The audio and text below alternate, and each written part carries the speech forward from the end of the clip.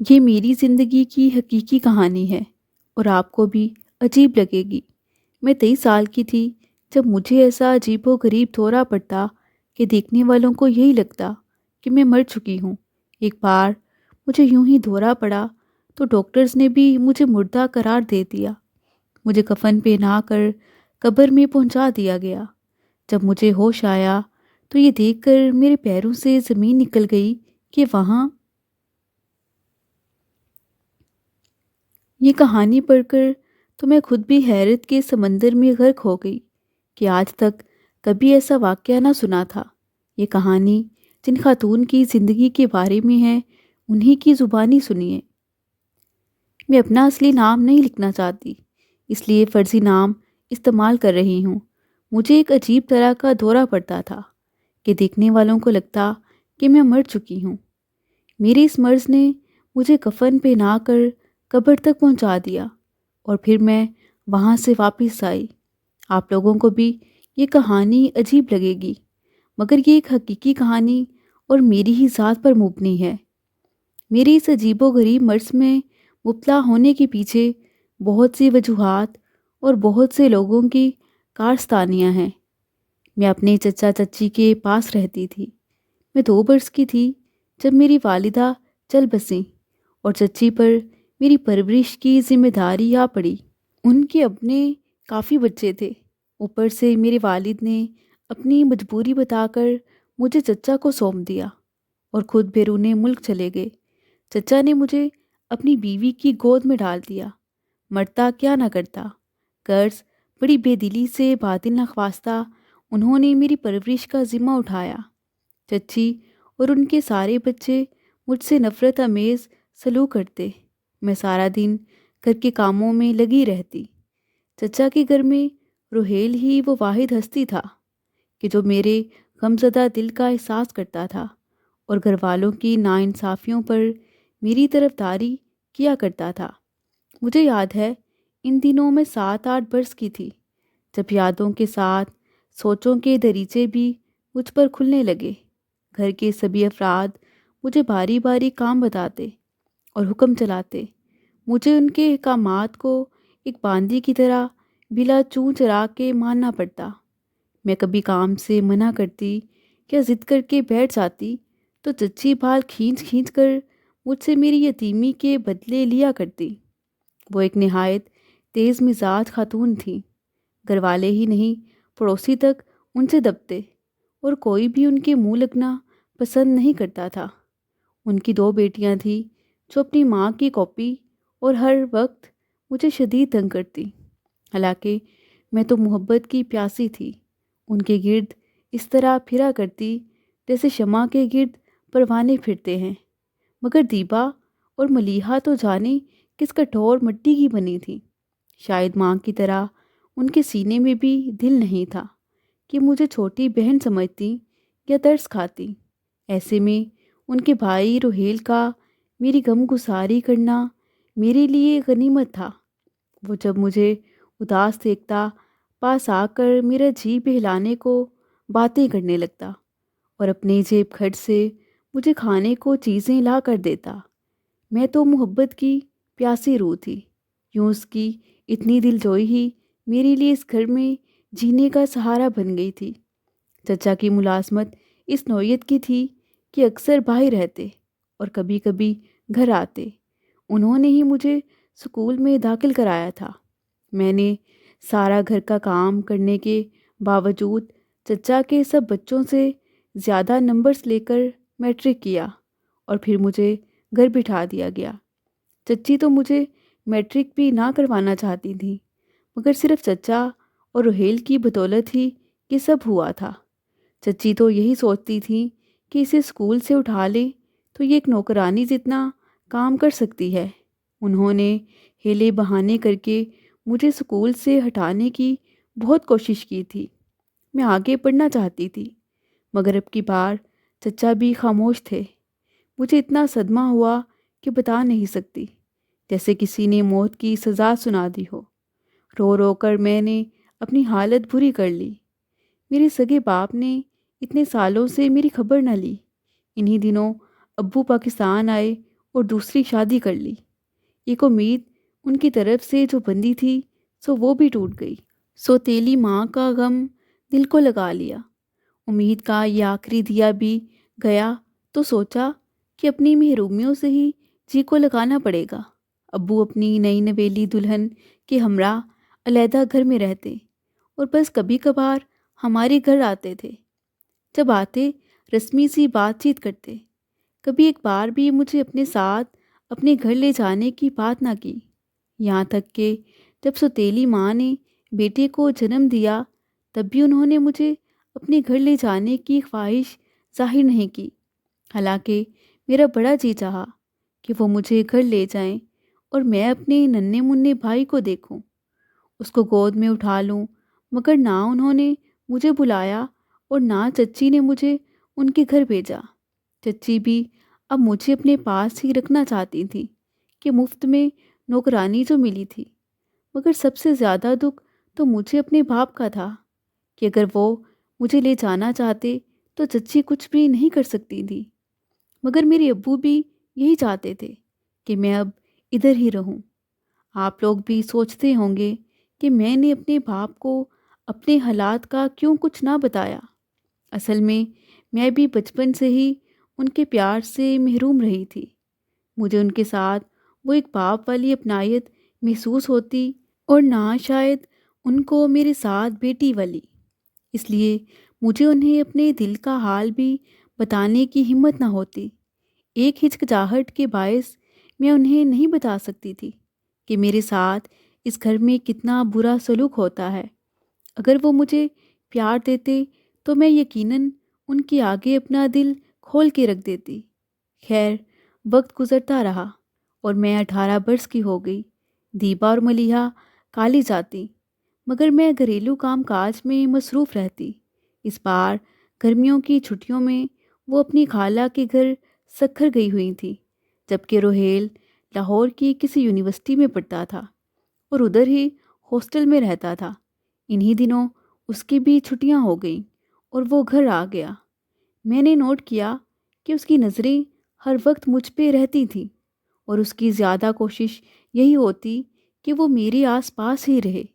ایک روز چچی کسی رشتہ دار کے ہاں چلی گئیں۔ یہ دوپہر کا وقت تھا اور چچا بھی اپنی نوکری پر جا چکے تھے۔ چچا کی چھوٹی دونوں بیٹیاں اسکول میں تھیں اور گھر میں اکیلی ہی تھی۔ میں کچن کے کام کاج میں مشغول تھی کہ جلدی سے کام نپٹا لوں ورنہ چچی آ کر خوب سنائیں گی۔ اتنے میں مجھے دروازہ کھلنے کی آواز آئی۔ روہیل باہر سے آیا تھا اور پھر اپنے کمرے میں چلا گیا۔ کچھ دیر بعد اس نے مجھے آواز دی اور پانی لانے کو کہا۔ میں نے جا کر اسے پانی دیا اور پھر آ کر کچن میں مصروف ہو گئی۔ کچھ دیر بعد اس نے مجھے پھر سے آواز دی، صبیحہ ذرا ادھر آنا۔ جب میں دوبارہ اس کے بلانے پر اس کے کمرے میں گئی تو وہ بستر میں لیٹا تھا۔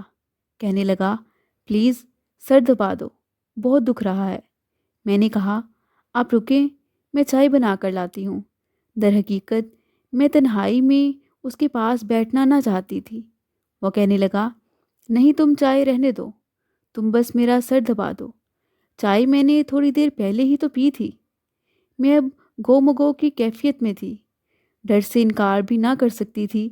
جب اس نے بار بار کہا تو میں اس کے سرہانے بیڈ کی پٹی پر بیٹھ گئی اور ہچکچاہٹ کے ساتھ اس کا سر دبانے لگی۔ اچانک ہی اس نے میرا ہاتھ پکڑ کر مجھے کھینچ لیا اور میں اس پر گر گئی۔ اس کے اس عمل سے میں بوکھلاہٹ کے ساتھ ساتھ شدید ڈر گئی۔ اس کی اس حرکت پر میں رو پڑی کیونکہ وہ مجھے باہر بھی نہیں جانے دے رہا تھا۔ جب اس نے دیکھا کہ میں بار بار اس سے دور جانے کی کوشش کر رہی ہوں تو وہ مجھے پھسلانے لگا کہ روتی کیوں ہو پگلی، میں تو تمہیں سے شادی کرنے کا ارادہ رکھتا ہوں، تم میری ہی دلہن بنو گی اور پھر میں بیاہ کر تمہیں اپنے ساتھ امریکہ لے جاؤں گا۔ تم میرے ساتھ باہر کے ملک دیکھو گی، میرے ساتھ دنیا گھومو گی، تم دیکھنا مجھ سے شادی کر کے تمہارے سارے غم دور ہو جائیں گے۔ میں جب تمہارے ساتھ اپنے گھر والوں کی زیادتیوں کے بارے میں سوچتا ہوں تو میرا دل خون کے آنسو روتا ہے، مگر کیا کروں؟ ابھی تو میں بس بے بس ہوں۔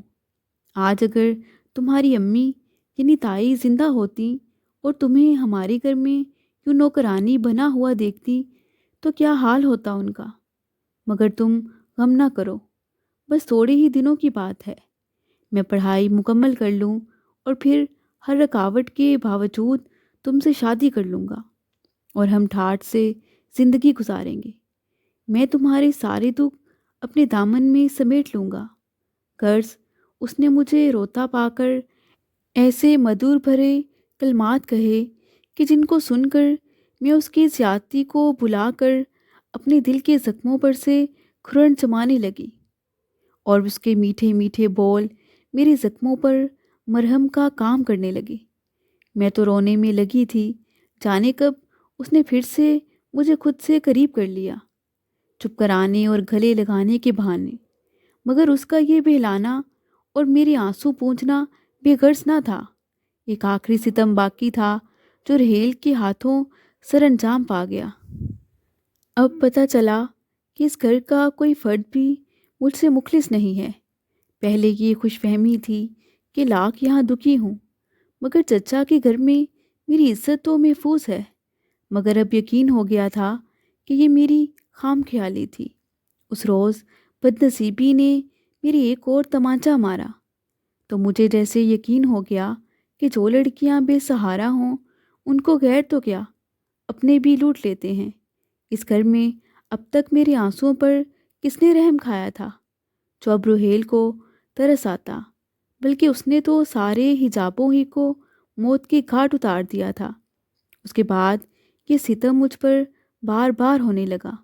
روہیل کو جب موقع ملتا وہ اپنی خود غرضی کے الاؤ میں میری ذات کا بھالن چونک جاتا۔ میں بے بس تھی، کس سے کہتی؟ ہر کوئی الٹا مجھے ہی دوش دیتا۔ تائی تو میرا جینا حرام کر دیتی کہ ان کے نیک اتوار اور بے حد شریف بیٹے پر الزام لگا رہی ہوں۔ باپ کو میری کوئی پرواہ نہ تھی۔ میرا باپ مہینوں بعد مہمان کی طرح اپنے بھائی کے گھر آتا تو ان کی بیٹیوں کے ساتھ میرے بھی سر پر ہاتھ رکھ دیتا اور سرسری طور پر حال احوال پوچھ لیتا۔ اب روہیل کی ان حرکتوں پر میں بس آنسو بہا کر رہ جاتی، مگر یہ میری بے بسی کے آنسو تھے کہ جو اس الاؤ کو سرد نہ کر سکتے تھے۔ یوں میں اندر ہی اندر جلتی اور سلگتی رہی۔ ڈر تھا کہ کہیں مجھ پر کوئی مشکل نہ ٹوٹ پڑے کہ روہیل تو بس مجھ سے اپنی خواہشات پوری کرتا تھا۔ اب دل کو یہ کہہ کر تسلی دی کہ شاید وہ مجھ سے شادی کر لے، مگر اس کے عمل و فعل سے ایسا لگتا تھا کہ وہ مجھے بس استعمال کر رہا ہے، مجھ سے شادی نہیں کرے گا۔ میری فریاد سننے والا کوئی نہ تھا، نہ ہی میں کسی سے فریاد کر سکتی تھی۔ میرا خیال ہے کہ ماں جس حال میں بھی ہو، خوشی میں ہو یا غم میں، وہ اپنی اولاد کو نہیں بھولتی، مگر اکثر باپ خوشیاں پا کر اولاد کو بھی بھول جاتے ہیں۔ اس کی زندہ مثال میرے ابو تھے، جو اپنی بیوی بچوں میں ایسے مگن ہو گئے کہ مجھے بھول گئے۔ چچا کو بھی مجھ سے بات کرنے کی فرصت نہ تھی۔ دیبا اور ملیحہ تو میری طرف دیکھتی بھی نہ تھی، وہ اپنی دنیا میں مگن رہتی تھی۔ ایک چچی رہ گئی تھی کہ جن کے سامنے زبان کھولنا گویا خود اپنی بدبختی کو آواز دینا تھا۔ یہ میری زندگی کے بڑے برے دن تھے، خوف اور دہشت سے بھرے ہوئے۔ بے بسی سے میرا دم گھٹا رہتا تھا، موت کی دعائیں مانگتی، مگر یہ شے بھی مانگنے سے نہیں ملتی۔ مجھے موت تو نہ آئی، ہاں کسی گھڑی دل سے نکلی دعا ضرور قبول ہو گئی۔ روہیل ملک سے باہر چلا گیا اور یوں میں اس جلتی ہوئی آگ سے باہر آئی، اور اب اس کا خوف بھی ختم ہوا۔ مگر جاتے ہوئے میں نے اس سے کہا تھا، دیکھو روہیل، جو وعدے آپ نے مجھ سے کیے تھے ان کو بھلا نہیں دینا، خدا کے لیے انہیں پورا کرنا، ورنہ میں کسی کو منہ دکھانے لائق نہ رہوں گی۔ وہ شخص بس بے رحمی سے ہنس دیا تھا اور پھر کہنے لگا، انتظار تو انتظار ہوتا ہے، اس کی کوئی حد نہیں ہوتی۔ میرے لیے تو پھر تمہیں انتظار کرنا پڑے گا۔ یہ طویل بھی ہو سکتا ہے، کر سکو تو میرا انتظار کر لینا، ورنہ شادی کر لینا، کیونکہ مجھے جس ملک کا ویزا ملا ہے جانے وہاں کے کیسے حالات ہوں، اور نہ یہ پتہ ہے کہ میں کب تک لوٹ سکوں۔ کچھ کہہ نہیں سکتا، شاید اس وقت تک تم بوڑھی ہو جاؤ۔ یہ جواب سن کر میں صبر کا گھونٹ بھر کر اس سنگ دل انسان کو جاتے ہوئے دیکھتی رہ گئی۔ میں شکل و صورت سے اپنے چچا کی بیٹیوں سے کہیں زیادہ خوبصورت تھی، مگر حالات نے مجھ سے میرا رنگ و روپ چھین لیا تھا۔ میرے خاندان سے ہی 3 4 اچھے رشتے آئے، مگر چچی نے انکار کر دیا کہ ابھی تو انہیں ملازمہ کی اشد ضرورت تھی۔ مجھے بیاہ دیتی تو گھر کون سنبھالتا؟ آخر ایک روز میرے ابو کو میرا خیال آ ہی گیا۔ چچا سے صلاح مشورہ کر کے بالآخر وہ میری تقدیر کا فیصلہ کر گئے۔ مجھے اس وقت علم ہوا جب میری بڑی پھپھو چند عزیزوں کے ہمراہ میرے لیے شادی کا جوڑا لے کر آئیں۔ ہفتے بعد ہی میرا نکاح ان کے بیٹے رضوان سے طے ہو گیا تھا۔ میں حیران تھی کہ آخر یوں اچانک ان سب کو کیا ہو گیا ہے۔ خیر، گھر میں تھوڑی بہت شادی کی تیاریاں ہونے لگی۔ اس کے لیے رقم پھپھو ہی نے ادا کی۔ میری رخصتی کا دن بھی آ گیا۔ اس روز مجھے توقع تھی کہ آج تو چچی مجھے ماں کی طرح گلے لگا کر رخصت کریں گی، کہ اب تو میں ان کے گھر سے ہمیشہ کے لیے جا رہی تھی۔ مگر نہیں، گلے لگانا تو کجا، انہوں نے مجھے پیار کا ایک جملہ تک نہ کہا، اور نہ ہی روایتی ہی صحیح کوئی اچھے نصیب کی دعا دی، جبکہ میں نے آج تک ان کی اتنی کڑوی باتوں کے باوجود ان کی بے لوث خدمت کی تھی۔ اس روز میں پھپک پڑی۔ جو ماں کبھی دیکھی نہ تھی، اس کی شکل تک مجھے یاد نہ تھی۔ وہ ماں رخصتی کے وقت مجھے بے اختیار یاد آ گئی، کیونکہ یہی دیکھا تھا کہ مائیں بیٹی کی رخصتی کے وقت بہت روتی ہیں۔ تبھی پھپھو نے مجھے گلے سے لگا لیا، کہنے لگی، یوں سمجھ لے کہ تو سسرال نہیں ماں کے گھر جا رہی ہے۔ میں ہی تیری ماں ہوں، اور جس گھر تو جا رہی ہے وہاں ہم سب کا پیار اور خوشیاں تیری منتظر ہیں۔ میں ان کی محبت بھرے 2 بول سن کر مسرور ہو گئی۔ پھپھو نے واقعی سچ کہا تھا، انہوں نے مجھے ماں جیسا ہی پیار دیا۔ یہاں آ کر مجھے واقعی بہت سکون ملا۔ میرے شوہر رضوان بھی میرے لیے محبت کا دیوتا ثابت ہوئے۔ غرض اس گھر آ کر مجھے اتنا سکون ملا کہ پچھلے سارے غم بھلا دیے۔ میں اپنے رب کا ہر لمحہ شکر ادا کرتی تھی۔ اب مجھے لوگوں کی کہی اس بات کا یقین آ گیا کہ انسان کو اگر غم ملتے ہیں تو خوشیاں بھی کبھی نہ کبھی ضرور ملتی ہیں۔ سچ ہے کہ وہ ذات بے نیاز ہے۔ انسان پر اگر غم کے پہاڑ بھی ٹوٹ جائیں تو ہر غم کی بھی ایک حد ہوتی ہے۔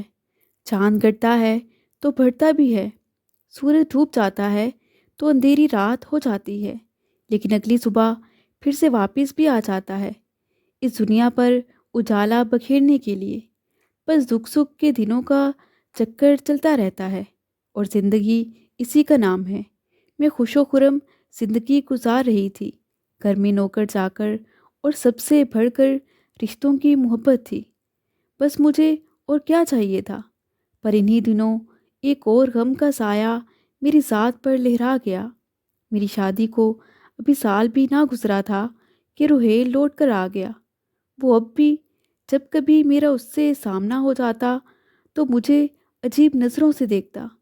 ایک روز میرے شوہر کی غیر موجودگی میں وہ ہمارے گھر آ دھمکا، اور آ بھی تو سکتا تھا۔ اس میں کوئی حیرت والی بات بھی نہ تھی کہ یہ اس کی پھوپھی کا گھر تھا۔ اس نے جو اب میرے ٹھاٹھ باٹھ دیکھے، زندگی میں سکون کے باعث جو میرا نکھرا ہوا رنگ روپ دیکھا، تو ششدر رہ گیا۔ وہ یہ سوچ بھی نہ سکتا تھا کہ اس کی بنت غم جو بدحال و نڈھال اس کے گھر میں نوکرانیوں کی طرح رہا کرتی تھی، اچھی تقدیر بھی رکھتی ہوگی، اور شادی کے بعد یکدم اس کی زندگی یوں بدل جائے گی۔ عمدہ لباس، زیور، کار، کوٹھی، نوکر چاکر اور سب سے بڑھ کر پیار کرنے والا شوہر اور محبت کرنے والی ساس کو پا کر خدا نے مجھے سکون کی دولت سے مالا مال کر دیا تھا۔ اب میری اجڑی صورت پر ڈھیروں نکھار آ گیا تھا۔ روہیل نے جو مجھے شاہانہ روپ میں دیکھا تو بجھ سا گیا، جیسے افسوس سے ہاتھ مل رہا ہو۔ اس روز وہ مجھ سے کہنے لگا، صبیحہ تم کتنی بدل گئی ہو۔ وہ صبیحہ، ایک معمولی شکل و صورت والی لڑکی، آج تو کوئی حور لگتی ہو۔ اچھا یہ بتاؤ، کیا شادی کے بعد ہر لڑکی اتنی خوبصورت ہو جاتی ہے؟ میں خاموشی سے اس کی باتیں سن رہی تھی۔ ہمارے گھر تو تم ایک مٹی کی میلی گڑیا تھی، یہ تو گھر کی مرغی دال برابر والا معاملہ ہو گیا ہے۔ کبھی تم میری ملکیت تھی، اب تم کو رضوان کی ملکیت دیکھ کر تو میرا خون کھول اٹھا ہے۔ اس کی ایسی باتیں سن کر میں دنگ رہ گئی۔ مجھے اب اس کے وہ وعدے، روز میری عصمت کے ساتھ کھیلتے وہ دن، میرا رات رات پر بے بسی سے رونا، اس کے جھوٹے دلاسے یاد آنے لگے، اور اوپر سے آج اس کی جانے والی باتیں، میرا جیسے دکھ سے کلیجہ پھٹنے لگا۔ مجھے نہیں معلوم، نہ جانے مجھے کیا ہوا کہ میں جہاں بیٹھی تھی وہیں بے حس و بے حرکت ہو گئی۔ مجھے ایک سکتہ سا ہو گیا۔ اس کو یہ بھی نہ کہہ سکی کہ اب یہاں مت آنا، اب میری زندگی سے مزید مت کھیلنا، میری خوشیوں بھری زندگی میں کوئی آگ مت لگانا۔ تم نے تو اپنی سی کر لی، اب اللہ نے مجھ پر ترس کھا کر سکون دیا ہے تو پھر آگے ہو۔ جب اس نے مجھے آوازیں دی، باتیں کی، میں کچھ نہ بولی۔ میری سانس رکی ہوئی اور آنکھیں ساکت تھیں۔ تبھی وہ گھبرا گیا۔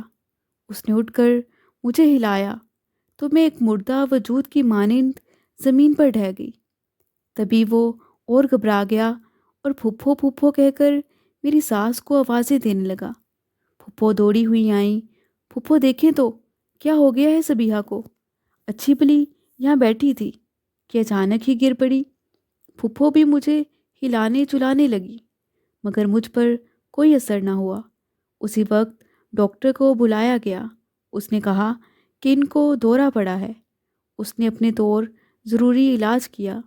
تھوڑی دیر ساکت رہنے کے بعد مجھے ہوش آ گیا۔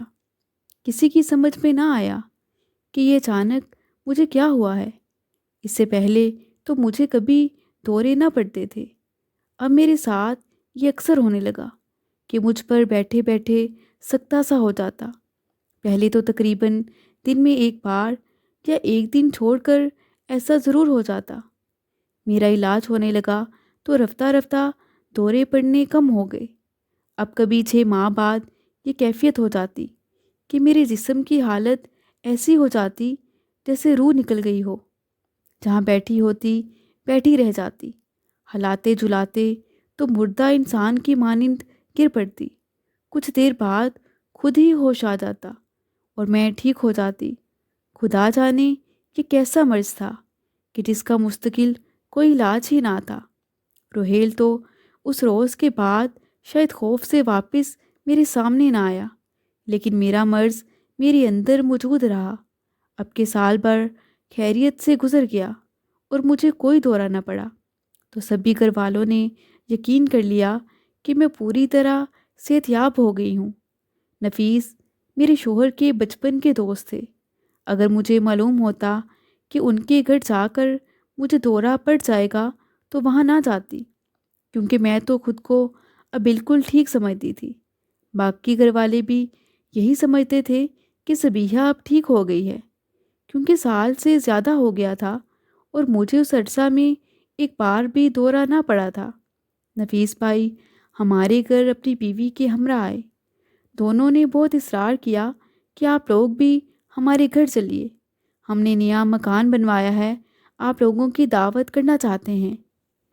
رضوان نے ان سے کہا کہ ابھی تو نہیں، لیکن ہم بہت جلد آپ کی طرف آئیں گے، کیونکہ ابھی تو ہماری کوئی تیاری وغیرہ بھی نہیں ہے۔ انہوں نے 1 ہفتے بعد آنے کو کہا۔ بہرحال ان کے اصرار پر رضوان مجھے 1 ہفتے بعد ان کے گھر لے گئے۔ دونوں میاں بیوی بہت خوش ہوئے، ہماری خوب خاطر مدارت بھی کی۔ تب لوگوں کے درمیان محبتیں ہوتی تھیں، کسی کے گھر جا کر ہفتہ ہفتہ بھی رہ آتے تھے۔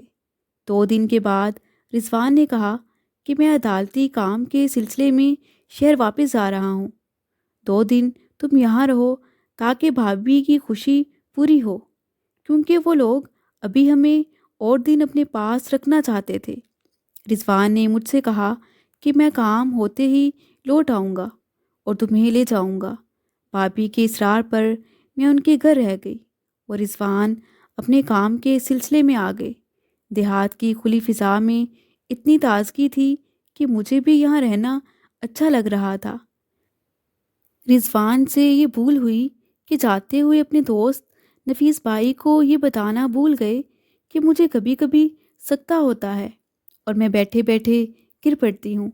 اصل میں ان کی نظر میں بھی میں اب اس بیماری سے بالکل ٹھیک ہی تھی۔ جب مجھے یہ دورہ پڑتا تو میں اس طرح گرتی اور بالکل لاش کی طرح اکڑ جاتی تھی، سانس جیسے بند اور آنکھیں ایک جگہ ٹھہر جاتی تھی۔ انجانے لوگ مجھے اس حال میں دیکھ کر یہی سمجھتے کہ شاید میں مر گئی ہوں۔ میرے گھر والے تو میری اس کیفیت کے عادی تھے۔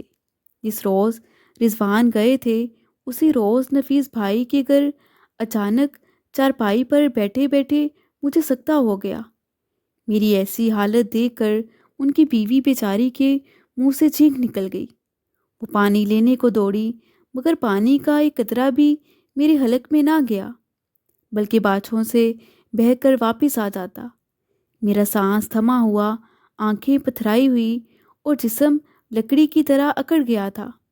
اس نے جلدی سے شوہر کو بلایا تو وہ گاؤں کے نیم حکیم ڈاکٹر صاحب کو لے آئے۔ اس ڈاکٹر نے بھی اپنے طور مجھے چیک کیا اور پھر کہا کہ اس کے جسم میں زندگی کے آثار نہیں ہیں، یہ تو مر چکی ہیں، اب دوا دارو بیکار ہے۔ نفیس بھائی اور ان کی بیوی سخت پریشان ہو گئے کہ یہ کیا بن گیا۔ ان دنوں موبائل فون نہیں ہوتے تھے، یہ ٹیلی فون کا دور تھا۔ رضوان عدالت اپنے کام سے گئے تھے، وہاں بلا ان کے پاس ٹیلی فون کہاں؟ نفیس بھائی نے اپنے سالے کو شہر روانہ کیا۔ وہاں جا کر پتہ چلا کہ رضوان عدالتی کام سے لاہور گئے ہیں۔ پھر نفیس بھائی کا سالہ ہمارے گھر گیا۔ خدا کی کرنی کہ ادھر بھی پتہ چلا کہ گھر والے کہیں گئے ہوئے تھے اور گیٹ پر تالا تھا۔ نہ جانے کیوں مجھے اس بار اتنا لمبا سکتہ پڑا تھا۔ یہ جون کا مہینہ اور سخت گرمیوں کے دن تھے۔ اگلے دن بھی جب رضوان اور نہ ہمارے گھر سے کوئی آیا تو نفیس بھائی اور پریشان ہو گئے۔ اتنی گرمی کے دنوں میں لاش کو زیادہ دیر رکھنا محال تھا، لہٰذا گاؤں والوں نے باہم مشورے کے بعد طے کیا کہ رضوان کی زوجہ کے کفن و دفن کا انتظام کر دینا چاہیے کہ نہ جانے وہ کب آئے۔ میری قبر کھودی جا رہی تھی، ادھر کفن بھی منگوا لیا گیا، نہلانے والی بھی آ گئی۔ مجھے نہلا دھلا کر کفن پہنا کر جنازہ تیار کر لیا گیا۔ اب گھر والوں کا انتظار تھا۔ گھر والوں کو اطلاع دینے اور آدمی بھیجے۔ مغرب تک ان کے انتظار میں ہی جنازہ رکھا گیا۔ آدمی شہر سے لوٹ آیا کہ وہاں تو ابھی تک تالا ہے۔ اب قبرستان میں میرے دفنانے یا نہ دفنانے کی باتیں ہو رہی تھیں کہ میری خوش قسمتی مجھے ہوش آ گیا۔ میری آنکھیں کھلیں تو خود کو جیسے قید پایا۔ مجھے تو کچھ سمجھ نہ آ رہی تھی کہ مجھے کیا ہوا ہے۔ میرے کفن میں جنبش ہوئی۔ گاؤں میں اس وقت بجلی نہ تھی، مدم لالٹین جل رہی تھی۔ میری آنکھیں حرکت کرنے لگی تو بھی کسی کو علم نہ ہو سکا، کیونکہ میرے چہرے کو کفن سے ڈھک دیا گیا تھا۔ مجھے ہوش آ گیا تو دم گھٹتا ہوا محسوس ہوا۔ خود کو یوں قید و بے بس پا کر میں شدید پریشان تھی۔ میں نے زور لگانا شروع کیا مگر اٹھ نہ سکی کہ کمر اور پاؤں کفن میں بندھے ہوئے تھے۔ خدا کا شکر کہ اسی دم رضوان آ پہنچے۔ انہوں نے اپنے دوست نفیس کے گھر کے آگے اور گھر میں جو لوگوں کا ہجوم دیکھا تو پریشان ہو کر پوچھا، خیریت تو ہے؟ کون فوت ہو گیا ہے؟ وہاں سے رضوان قبرستان بھاگا۔ رضوان میرے بھائی، تمہاری بیوی فوت ہو گئی ہے، نفیس نے رندی ہوئی آواز سے بتایا، اور رضوان کے گلے لگ گیا۔ رضوان کے لیے تو جیسے قدم اٹھانا محال ہو گیا تھا۔ میری بیوی مر گئی ہے؟ کیا میری صبیحہ؟ ہاں، تمہاری صبیحہ، نفیس نے اسے دلاسا دیتے ہوئے کہا۔ نہیں یار، یہ کیسے ہو سکتا ہے؟ وہ تو اچھی بھلی تھی۔ لوگوں نے انہیں خوب یقین دلایا کہ وہ مر چکی ہے۔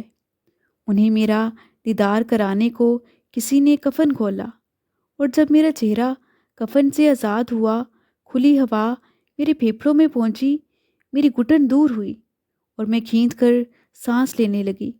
لوگوں نے جب لالٹین میرے چہرے کے اوپر کی تو میری آنکھیں کھلی تھیں اور لب بھی ہل رہے تھے، لیکن ابھی مجھ میں اتنی سکت نہ تھی کہ اٹھ سکتی یا کسی کو آواز ہی دے سکتی۔ تبھی میرے شوہر چلائے، کھولو جلدی، کفن کھولو، میری بیوی زندہ ہے۔ سب ادھر ادھر دیکھنے لگے۔ میری بیوی کو سکتہ ہو گیا ہے اور آپ لوگوں نے اس کو مرا ہوا سمجھ کر کفن بھی پہنا دیا۔ سب لوگ حیران پریشان ہو رہے تھے۔ میری بیوی کو کبھی کبھی ایسا دورہ پڑتا ہے۔ یہ تو خدا کا شکر کہ میں وقت پر آ گیا، ورنہ کچھ بعید نہیں کہ تم لوگ اس بیچاری کو لے جا کر قبر میں ڈال دیتے۔ اف میرے خدا، اگر ایسا ہو جاتا تو کیا ہوتا؟ میں تو جیتے جی مر جاتا، مگر یہ بیچاری بھی زندہ قبر کے اندھیروں میں دفن ہو جاتی۔ وہ اس تصور سے ہی رو پڑے۔ بہرحال جب مولوی صاحب اور وہاں موجود کچھ دوسرے لوگوں نے مجھے آنکھیں کھولے سانس لیتے دیکھا تو مجھے گھر کے اندر لے آئے۔ میرا کفن کھولا گیا اور مجھے لباس پہنا کر بٹھایا گیا، پانی پلایا گیا۔ وہاں ہر شخص حیران تھا کہ یہ کیسا دورہ ہے کہ میں مر گئی اور پھر زندہ بھی ہو گئی۔ رضوان کے دوست کے گھر اس اندوہناک واقعہ سے گزر کر ہم گھر آئے۔ میں اللہ کا ہر دم شکر کرتی تھی کہ اس نے مجھے دوبارہ زندگی دے دی تھی، ورنہ میں تو زندہ ہی قبر میں دفنا دی جاتی۔ آج تک میری اس مرض کا معمہ حل نہیں ہو سکا کہ یہ زندہ آدمی کو سکتے کا مرض کیوں کر لاحق ہوتا ہے۔ وقت کے ساتھ ساتھ جب میری عمر بڑھی تو یہ مرض بھی کم سے کم ہوتا گیا، مگر میرے گھر والوں پر یہ راز راز ہی رہا۔ تاہم میرا دل جانتا ہے کہ کس وجہ سے مجھے اتنا صدمہ پہنچا تھا کہ میں زندہ مردہ ہو گئی تھی، اور یہ صدمہ پہنچایا تھا اسی روحیل نے جس نے مجھ سے میرا مان، میری عزت اور میرا سکون چھینا تھا، اور جس سے شدید نفرت کرتے ہوئے بھی میں اس پر اپنی نفرت کا اظہار نہ کر سکی تھی۔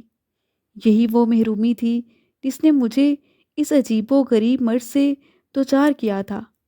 آج بھی جب مجھے وہ واقعہ یاد آتا ہے تو میرے رونگٹے کھڑے ہو جاتے ہیں۔ مزید دلچسپ سچی کہانیوں کے لیے چینل کو سبسکرائب کریں۔